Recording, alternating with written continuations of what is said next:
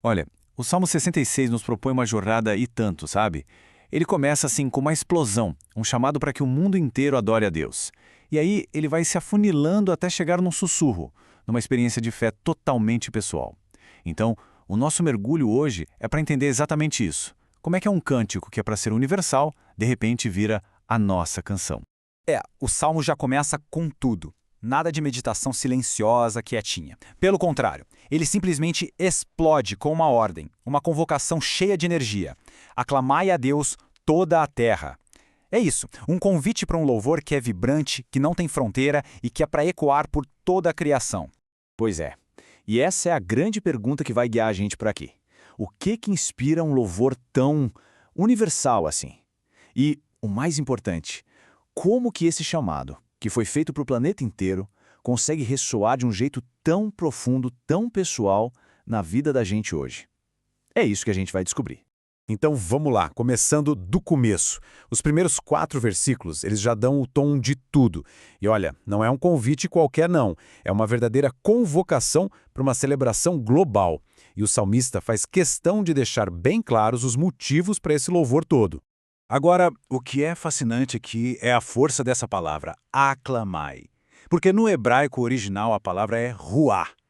E ruá não tem nada a ver com cantarolar baixinho, sabe? É um grito de guerra, é uma aclamação de vitória.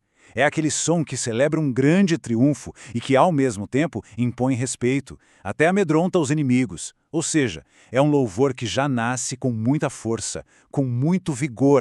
Tá, mas por que todo esse clamor? Qual o motivo? Bom, o salmista aponta para as obras temíveis de Deus. E aqui, temível não é no sentido de algo que assusta, não. É no sentido de algo tão grandioso, tão espetacular, que inspira um profundo respeito, uma reverência.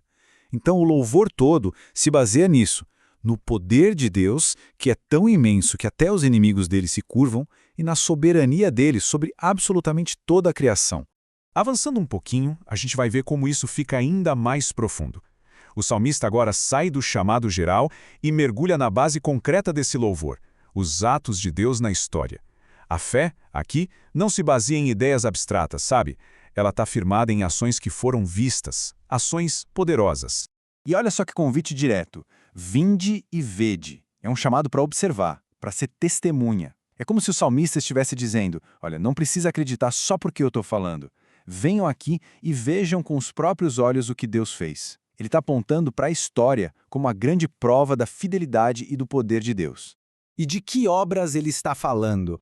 Basicamente de 2 momentos cruciais, a travessia do Mar Vermelho e depois a do Rio Jordão. E, gente, isso não era só um milagre qualquer. Eram os atos que fundaram a nação de Israel. Foram momentos em que Deus agiu de forma super decisiva para resgatar e guiar o povo dele. A fé de Israel estava totalmente ancorada nesses acontecimentos.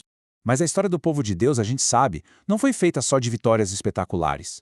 E o Salmo é bem honesto sobre isso. Ele usa uma imagem muito forte, a do refino da prata.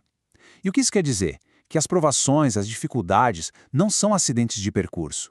Deus usa esses momentos, esse fogo, para purificar o seu povo, para tirar as impurezas e fortalecer o caráter.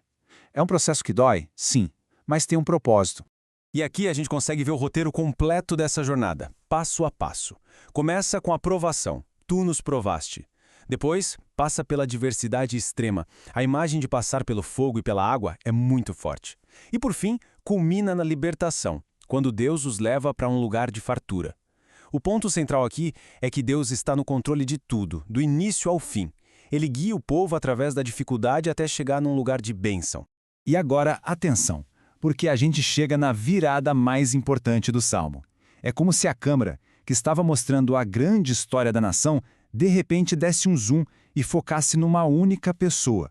Aquele louvor, que era coletivo, de todo mundo junto, agora se torna uma declaração pessoal, íntima. E a gente percebe isso de um jeito muito claro na mudança das palavras. Repara só, até o versículo 12, o salmista só falava nós, nosso. Ele preserva a nossa alma, tu nos provaste. Mas a partir do versículo 13, tudo muda. Vira eu, meu, minha. Entrarei na tua casa, cumprirei os meus votos. A grande história da redenção de um povo inteiro vira a história da redenção da minha alma. É a experiência coletiva, dando base e validando a fé pessoal. Só que essa relação pessoal tem uma condição, um porém. O salmista deixa claro que Deus não pode ser manipulado com rituais ou sacrifícios. A oração só é ouvida de verdade quando ela vem de um coração sincero. Um coração que não fica namorando o erro, sabe? Que não contempla iniquidade, como diz o texto. No fim das contas, a integridade do coração é o que abre a porta para a comunhão com Deus. Bom, e para a gente fechar, vamos conectar tudo isso. Como é que essa jornada de louvor encontra o seu significado pleno, final? Como acontece com todo o Antigo Testamento, os temas, os padrões que a gente vê aqui no Salmo 66, eles estão apontando para algo, ou melhor, para alguém muito maior, a pessoa e a obra de Jesus Cristo. Então, vamos ligar os pontos. Aquela travessia do mar, que foi uma libertação física, na verdade apontava para o resgate definitivo do pecado e da morte, que a gente só tem em Cristo. Aquela jornada de passar pela provação para chegar na abundância, onde é que isso encontra o seu ponto máximo? Na cruz e na ressurreição. E a confiança de ter a oração ouvida, ela é totalmente garantida por Jesus, o nosso intercessor perfeito, aquele que nunca, jamais, teve qualquer maldade ou erro em seu coração. Então, no final das contas, o ponto crucial é este. O maior ato de resgate da história não foi a abertura do Mar Vermelho, foi o sacrifício de Cristo na cruz. Foi ali que Deus deu o golpe final e decisivo contra o pecado e a morte.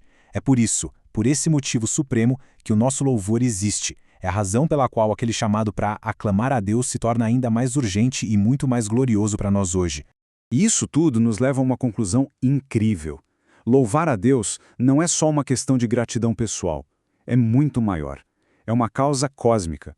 Porque quando a gente vive e conta o que Deus fez por nós, a nossa vida se transforma naquele vinde e vede do Salmo. Ela vira um convite vivo para as pessoas ao nosso redor. Um convite para que elas também possam fazer parte desse louvor universal.